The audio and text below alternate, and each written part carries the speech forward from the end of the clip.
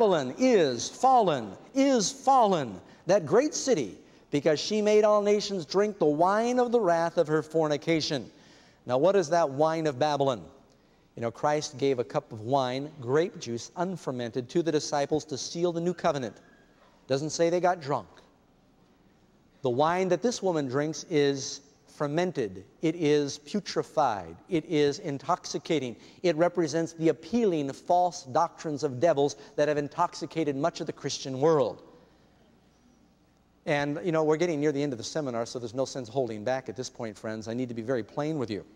If you're part of a church that tells you you don't need to worry about keeping the 10 Commandments, that God doesn't care, you're in Babylon. That's a doctrine of devils. If you're part of a church that tells you that when you die, you go right to heaven or hell before the judgment day, before the resurrection, that's paganism. That's the wine of Babylon. If you're part of a church that says that you can baptize by pouring or sprinkling rather than as Christ was baptized, it's a doctrine of devils. It's some of the wine. These are some of the things that people have been intoxicated by, the false teachings. Answer, oh, now, some people think this prophecy about Babylon here, speaking that literal Babylon is going to be rebuilt. But we've learned already, opening night, Isaiah chapter 13 tells us, Babylon, the glory of the kingdoms, the beauty of the Chaldean excellency, will be as when God overthrew Sodom and Gomorrah. It will never be inhabited, neither shall it be dwelt in from generation to generation. Neither shall the Arabian pitch his tent there, neither shall the shepherds make their fold there, but wild beasts of the desert shall lie there, and their houses will be full of doleful creatures, and owls shall dwell there, and satyrs shall dance there.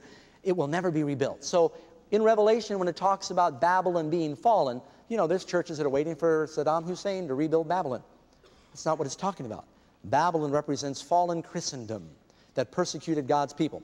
Third angel says, followed them, saying with a loud voice, if any man worship the beast and his image, the same shall drink the wine or receive his mark in his forehead or in his hand, the same will drink the wine of the wrath of God that is poured out without mixture into the cup of his indignation.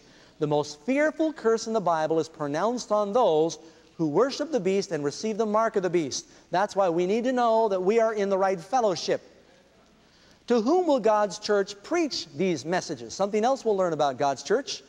Having the everlasting gospel to preach to them that dwell on the earth, and to every nation and kindred and tongue and people. Never in the history of the world have the doors for the gospel been opened wider than they are right now.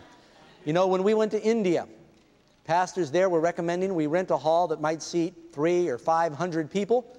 And Amazing Facts went in and we said, let's get something that seats at least 1,000. We got a hall that seats 1,600. And you could see that it was packed and they were sitting in the aisles. India has been one of the most difficult places in the world to preach the gospel. All of a sudden their hearts are open. They're hungering. They're tired of the emptiness of some of their reincarnation religions. They want to have hope, worshiping monkeys and rats and animals and cows and some of this stuff. They want to be delivered from that. This openness is all over the world. And now, with the satellites and the television and the radio and the printed page and cassette tapes, the gospel of the kingdom is going to the whole world. God's church is going to be a universal movement. It's not going to be just a local congregation. It's going to be an organization that is going to the world with structure. What specifications has God given in His Word to help us positively identify His end-time church? All right, we're going to narrow it down. We used some evidence when we tried to identify the beasts of Revelation 13. Now we're going to find out a little more about how do you identify God's church. First of all, answer A, it appears and does its visible work after it emerges from the wilderness. This is speaking of the remnant church, the last day church. Now, in 1798 is when the beast received a deadly wound. America's Constitution was signed in 1776, but you may not know that we were not recognized as an independent nation until 1798 because we hadn't really shaken off the British. Battles were still raging, but they became independent, recognized as a sovereign nation in 1798. So the church is going to spring out of North America, this new life. You notice it says this second beast comes up out of the earth. It's not a densely populated area. Our pilgrim fathers principally came fleeing religious persecution. They were not trappers and pioneers, as we like to think. Some of them came later. The first ones who landed on the shore were devout religious people who were looking for a place to practice the Scriptures.